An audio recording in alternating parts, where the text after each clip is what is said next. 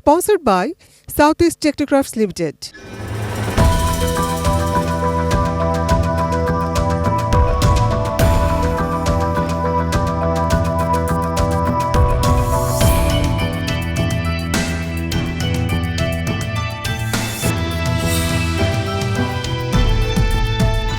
দর্শক, south east টেকনোক্রাফটস লিমিটেডের সৌজন্যে পোশাক শিল্প নিয়ে উন্নয়নমূলক অনুষ্ঠান অ্যাপারেল টকে আমন্ত্রণ জানাচ্ছি আমি অমিত কে বিশ্বাস।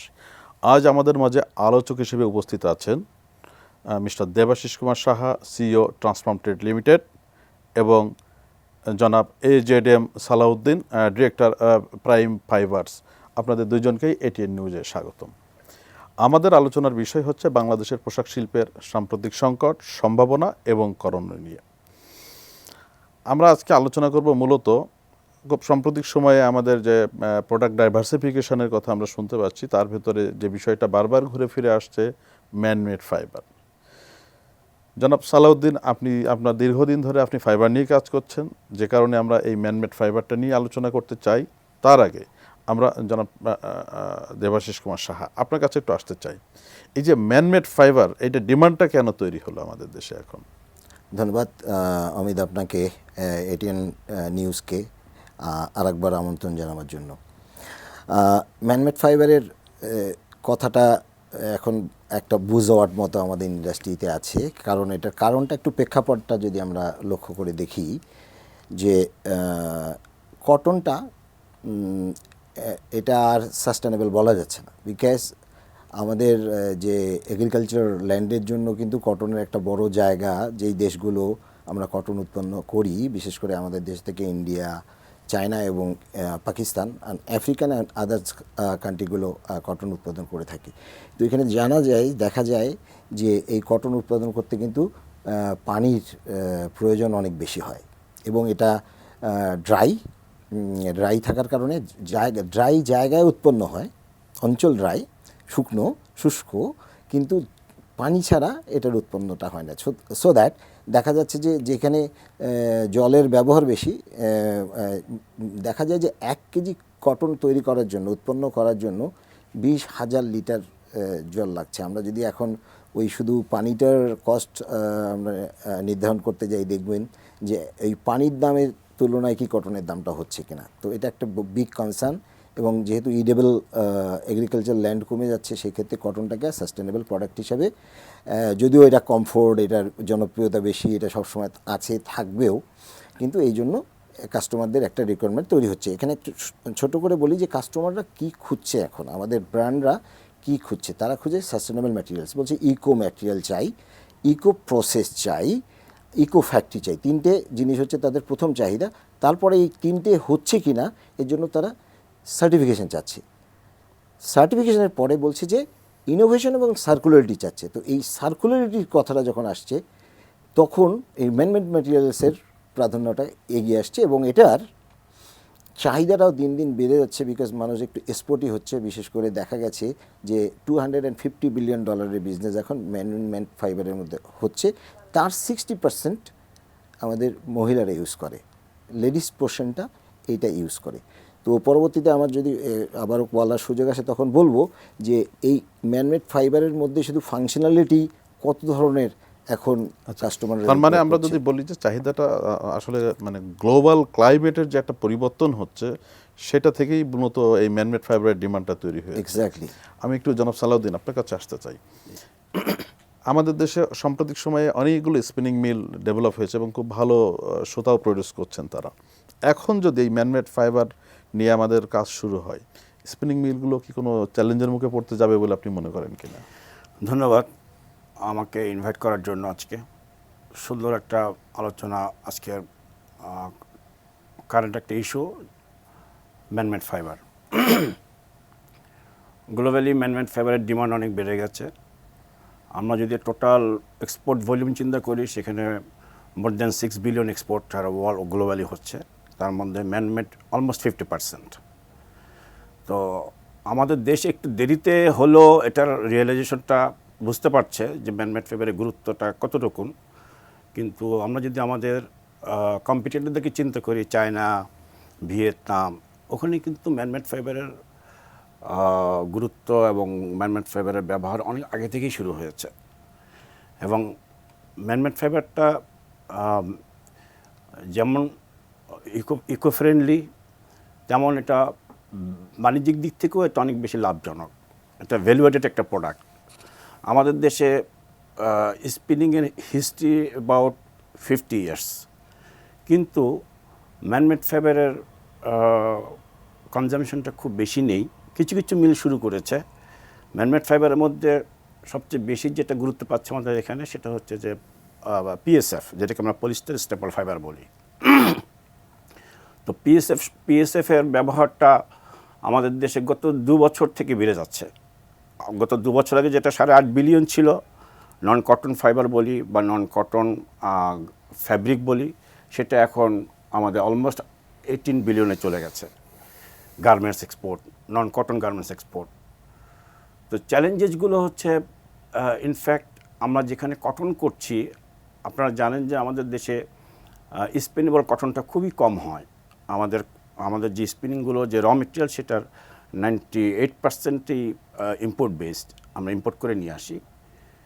সেখানে আমরা ট্যাক্স ফ্রি নিয়ে আসি। এখানে গভর্নমেন্ট পলিসির কিছু সংকট আছে, কিন্তু আমরা ম্যানমেড ফাইবারের ক্ষেত্রে আমাদেরকে ট্যাক্স দিয়ে নিয়ে আসতে হচ্ছে, হ্যাঁ। এবং সেই ডিউটি ড্রব্যাক প্রসিডিউরসের মধ্যেও আমাদের অনেক রকমের জটিলতা তৈরি হচ্ছে, আমাদের অনেক হয়রানির শিকার হচ্ছে, যার জন্য আমাদের উদ্যোক্তারা যারা স্পিনিং ফ্যাক্টরি যারা চালাচ্ছেন তারা ম্যানমেড ফাইবার নিয়ে খুব বেশি সুবিধা করতে পারছেন না বাণিজ্যিকভাবে। বাইরের থেকে অনেক অর্ডার আসছে, বাইরের কাছ থেকে অনেক নমিনেশন আসছে ম্যানমেড ফাইবারের জন্য, কিন্তু সেই অর্ডারগুলো আমরা ব্যাকওয়ার্ড লিঙ্কস থেকে করছি না বিধায় সেই অর্ডারগুলো চলে যাচ্ছে আমাদের কম্পিটিটরদের কাছে। মানে এটা কি কোনো পলিসিগত কোনো জটিলতা? আমাদের পলিসিগত অবশ্যই দুর্বলতা আছে। আমাদের পলিসিগত দুর্বলতার মধ্যে নাম্বার 1 হচ্ছে যে যেখানে কটন আমি ডিউটি ফ্রি নিয়ে আসতে পারছি, সেখানে পলিস্টার ফাইবারের ক্ষেত্রে আমাদের কোনো ডিউটি নেই, ডিউটি দিতে হচ্ছে আমাদেরকে। সেটা ডিউটিটা রেঞ্জ হচ্ছে 5 থেকে 10%। আচ্ছা, সেই ডিউটি দিয়ে আমরা কম্পিটিটরদের সাথে আমরা ভাইবল করতে পারছি না, এটা ফিজিবল হচ্ছে না আমাদের জন্য। এরপরে আমাদের কাস্টম ক্লিয়ারেন্স, আমাদের শিপমেন্ট প্রসেস, আমাদের সাপ্লাই চেইনে আমাদের অনেক ডিলে ইন অ্যাকশন হচ্ছে, হ্যাঁ। সেই ক্ষেত্রে আমাদেরকে আমরা যদি এই জাতীয় সংকটগুলো ওভারকাম করতে পারি, যে ডিউটিকে আমরা অবশ্য গভর্নমেন্ট আমাদের বিজিএমএ বিটিএমএ থেকে বলা হচ্ছে যে এটা ডিউটি ফ্রি করে দেওয়া হোক। এই ডিউটি ফ্রি করে দেওয়া হলে আমাদের এখানে এখন যে পার্সেন্টেজ এখন অল ওভার 15 থেকে 20% ম্যানমেড ফাইবারের একটা ব্যবহার হচ্ছে, আমাদের সুতো তৈরি হচ্ছে। সেটা যদি করে দেওয়া যায়, যে ডিউটি ফ্রি করে দেওয়া যায় এবং আরো 30% যেটা ডিমান্ড আছে সেই 30% ডিমান্ডের দিকে আমরা 30% ডিমান্ডটা আমরা কমপ্লিট করতে পারবো, হ্যাঁ। এবং আমাদের ভ্যালু এডিশন অনেক বেড়ে যাবে। আমাদের আপনারা জানেন যে আমরা গত 2023 সালে আমরা 47 বিলিয়ন আমরা গার্মেন্টস এক্সপোর্ট করেছি। আমাদের টার্গেট হচ্ছে 100 বিলিয়ন, এবং 100 বিলিয়ন গার্মেন্ট এক্সপোর্ট করার একমাত্র সম্ভব তখনই হবে যখন আমরা এটা 60% আমরা নন কটন এক্সপোর্টের দিকে চলে যেতে পারবো। এবং নন কটন এক্সপোর্টের জন্য আমাদের অলরেডি আমাদের প্রস্তুতি শুরু হয়েছে। আমাদের উদ্যোক্তাদের পক্ষ থেকে প্রস্তুতি মোটামুটি অনেক অংশে এগিয়ে গেছে, কিন্তু আমরা যেখানে বারবার আমরা মুখ থুবড়ে পড়ছি সেটা হচ্ছে আমাদের গভর্নমেন্ট পলিসির দিক থেকে। এটা নিয়ে আমার মনে হয় বিজিএমই, বিকেএমই এবং বিটিএমসি ওনারা গভর্নমেন্টের সাথেও কথা বলছেন, এবং আশা করি আজকের এই অনুষ্ঠানও গভর্নমেন্টের পলিসি মেকিংয়ে যারা আছে ওনারাও শুনছেন এবং নিশ্চয়ই এই বিষয়টা আলোচনা বা বিবেচনায় ওনারা নিয়ে আসবেন। আমরা আলোচনা করছিলাম বাংলাদেশের পোশাক শিল্পের সাম্প্রতিক সংকট, সম্ভাবনা ও করণ নিয়ে। দর্শক, ছোট্ট একটা বিজ্ঞাপন বিরতিতে যাব, ততক্ষণ সাথেই থাকুন। বিজ্ঞাপন বিরতির পরে আমরা আবার এই আলোচনায় ফেরত আসবো। Sponsored by Southeast Technocrafts Limited.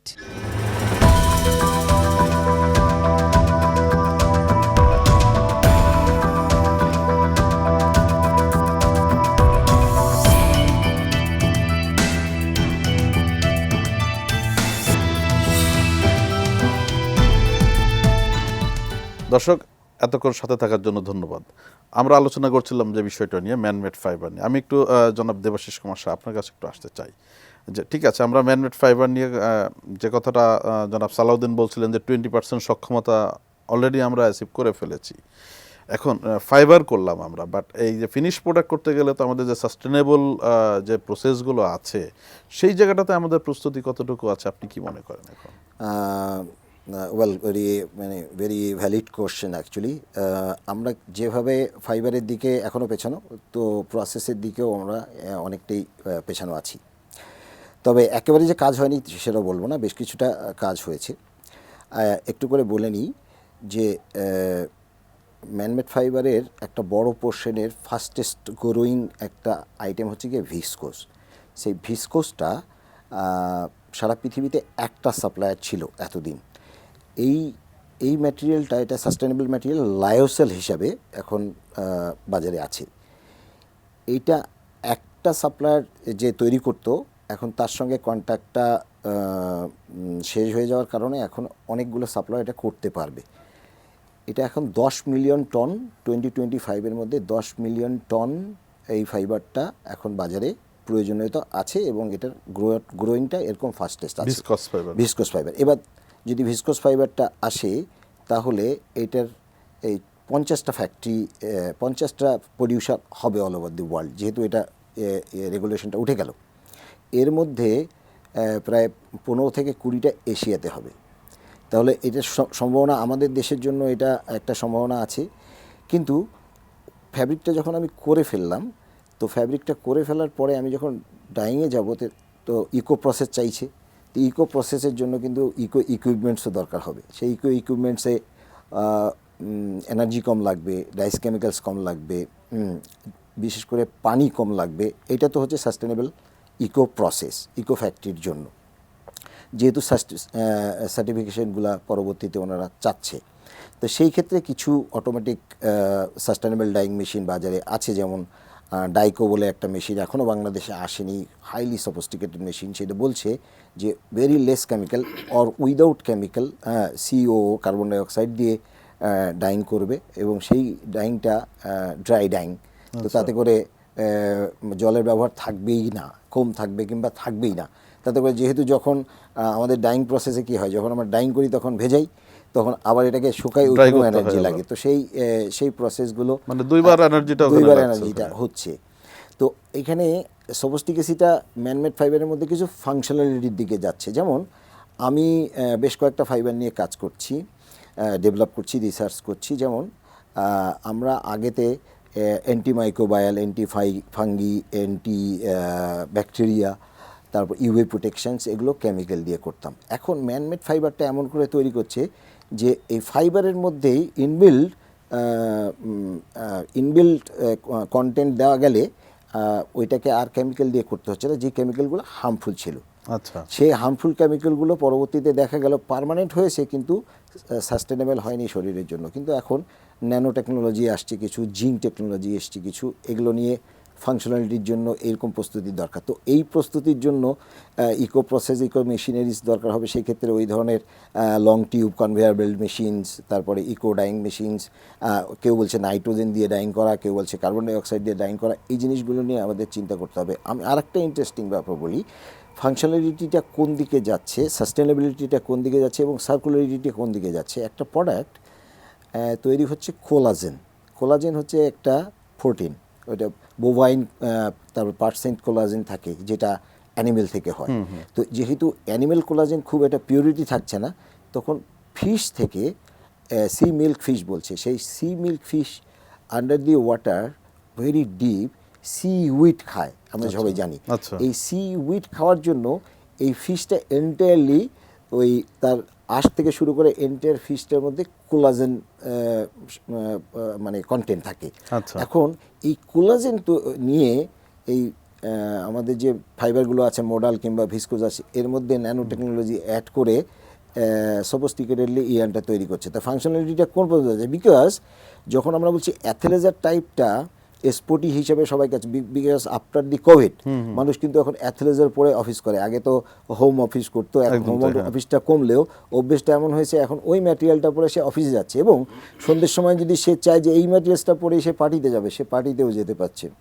তো অ্যাথলেজারটা এইভাবে আসছে, এবং সেই ক্ষেত্রে মেয়েদের ব্যবহারটা বেশি হচ্ছে। তো সেই ক্ষেত্রে মেয়েদের কোলাজেন আমরা জেনে থাকি যে প্রসাধনী তৈরি করা হয় কসমেটিক্স তৈরি করা এর মধ্যে কোলাজেন সমৃদ্ধ থাকে, বডি সোপ কিংবা আদার্সের মধ্যে কোলাজেন থাকে। এখন ফাইবারের মধ্যে কোলাজেনের কোলাজেনের ব্যবস্থা ব্যবহার করা করা হচ্ছে, তাহলে এর জন্য ইকো প্রসেসটা কত জরুরি আচ্ছা, হয়ে আপনি দাঁড়িয়েছে। বলছিলেন যে এই বিষয়গুলো নিয়ে আপনি নিজে কাজ করছেন। নিজে কাজ করছি। আমি যদি একটু বলি যে যে কাজগুলো আপনি করছেন, দর্শক যারা শুনছে বা কোনো ইন্ডাস্ট্রিতে কেউ যদি আপনার এই সাপোর্টটা পেতে চায়, মানে আমাদের দেশে যেটা আমরা দেখি যে এই নলেজটা কেউ শেয়ার করতে চায় না, তার ভেতরে রাখতে চাই, বাট এই সুযোগটা আপনার কাছে আছে কিনা যে যদি কেউ এই সাপোর্টটা আপনার কাছ থেকে পেতে চায়? ওহো, আমি তো একেবারে ওপেন আছি। আমি ইন্ডাস্ট্রির জন্য অনেকদিন কাজ করেছি, ইন্ডাস্ট্রির জন্য সারা রেস্ট অফ মাই লাইফ আমি করে যাব।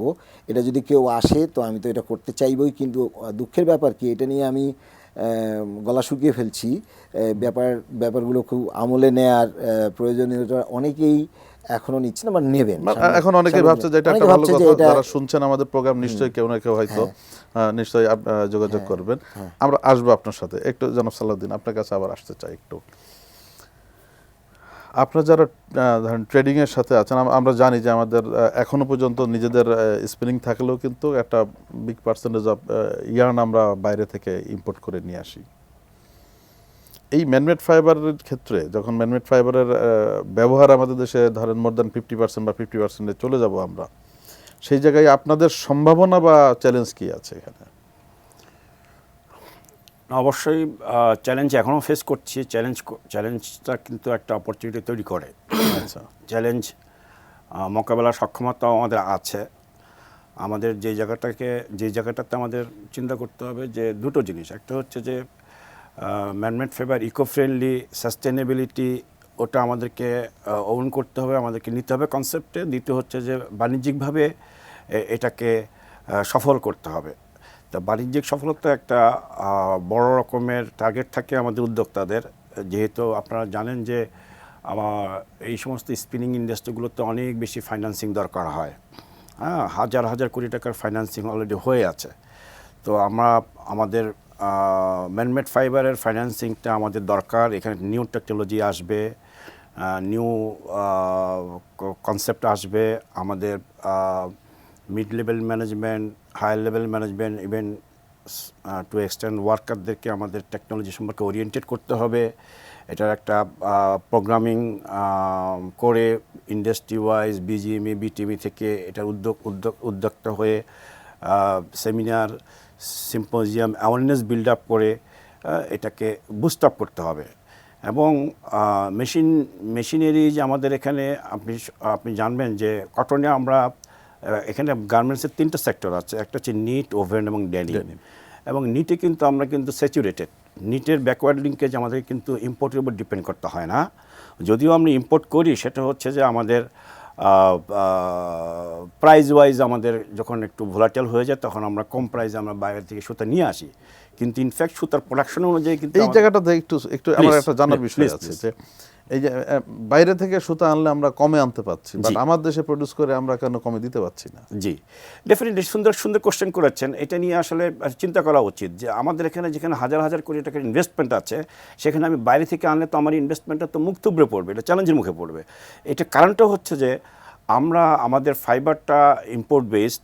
আমাদের দেশে কোনো স্পিনেবল ফাইবার এখানে হয় না। ফাইবারটা আমরা কিনে নিয়ে আসছি, আমাদের ক্যারিং চার্জ বেশি, আমাদের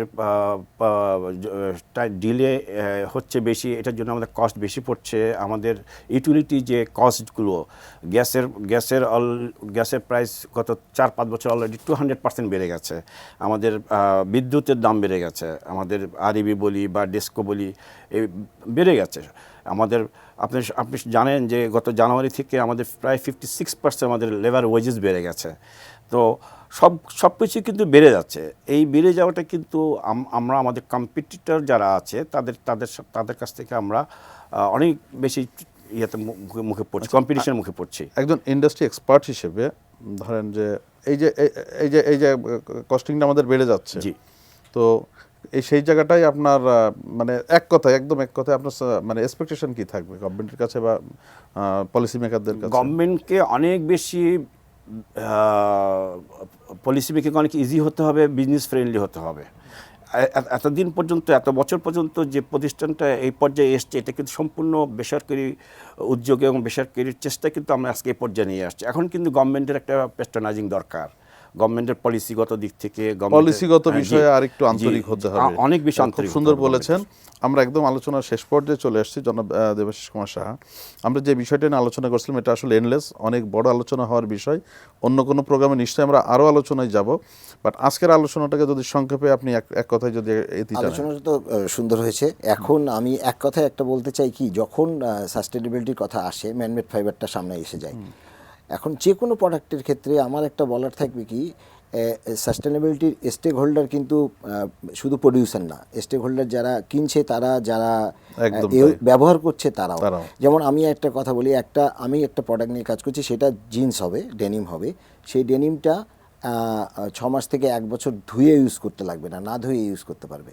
সেগুলো অনেক আমরা এগুলো বিবরণ নিয়ে, আছে। নিশ্চয়ই আলোচনা। তো এই যে আমার কাস্টমারকে কিন্তু শুধু প্রডিউসারের দিকে ফোকাস না করে, যারা ইউজার, একদম এন্ড ইউজার থেকে শুরু করে সবাইকেই আসলে এই জায়গাটাই সাপোর্টিভ হতে হবে আসলে। ও যে আমি যে পোশাকটা ওয়াশ করছি, বারংবার করছি, এখানে জন্য আমার জলটা কম লাগে, সেই ব্যবস্থার জন্য ক্যাম্পিংটা কিন্তু কাস্টমারকে একদম তাই, খুব আমরা নিজেও তাই করি। সুন্দর একটা বিষয় বলেছেন। নিশ্চয়ই অন্য আলোচনায় আপনার এই বিষয়টা নিয়ে আবার আলোচনা করব আমরা।